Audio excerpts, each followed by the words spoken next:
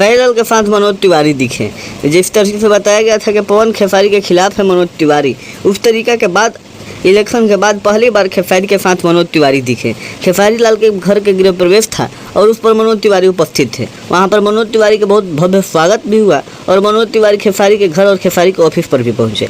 खेसारी ने नया घर मुंबई में बनाया है जहां पर कि खेसारी का स्टूडियो और खेसारी का ऑफिस भी है और उसी घर के पूजा में मनोज तिवारी पहुंचे थे और मनोज तिवारी ने खेसारी लाल यादव के बेटा ऋषभ के ब्लॉग में भी आकर उनको आशीर्वाद दिए हैं। लेकिन हम बता दें आपसे कि क्या खेसारी लाल यादव पवन सिंह से हटकर अब मनोज तिवारी की तरफ टीम में शामिल हो रहे हैं। सोशल मीडिया पर कुछ ऐसी भी अटकलें चलाई जा रही है कि मनोज तिवारी यदि पवन सिंह को बीजेपी में शामिल नहीं करा पाए तो अब खेसारी लाल यादव को बीजेपी में शामिल कराने की कोशिश कर रहे हैं।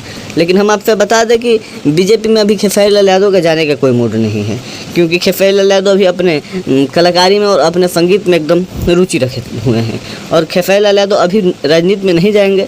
लेकिन हम आपसे बता दें कि मनोज तिवारी कोशिश कर रहे हैं, लेकिन खेसारी लाल यादव का कहना है कि अभी मुझे संगीत में ही कुछ करना है।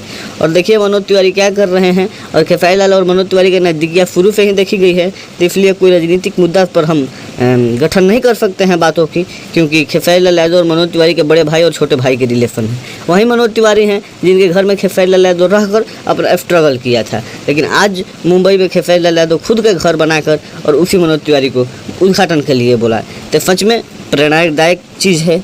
और आप लोग से बता दें कि आप लोगों को कैसा लग रहा है, कमेंट करके बताइए। आखिर खेसारी लाल यादव के घर में कितना पैसा लगा होगा, ये भी कमेंट करके बताइए। जय भोजपुरी, जय भोजपुरी समाज।